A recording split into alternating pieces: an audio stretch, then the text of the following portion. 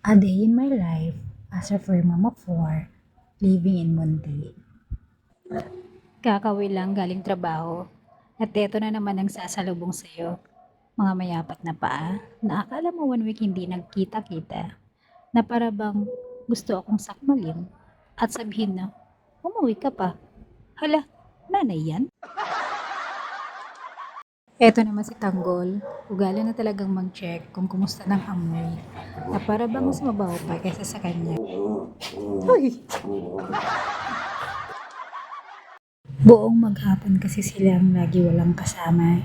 Sila-sila na lang nagluluto, sila-sila na lang nagpapakain sa sarili nila. Na para bang may lulutuin talaga sila. Hala, hindi ganun. Isang beses na lang talaga namin sila pakainin sa buong maghapon. Kasi may mga edad na sila. Eto naman si Tanggol, ayaw patalo. Gusto laging siya ang bida. Eto si Tiffy, siya yung pinakamatanda naming dog. Kung sino pa yung dinadayet, siya pa yung pataba ng pataba. That's all for today's video. Thank you for watching.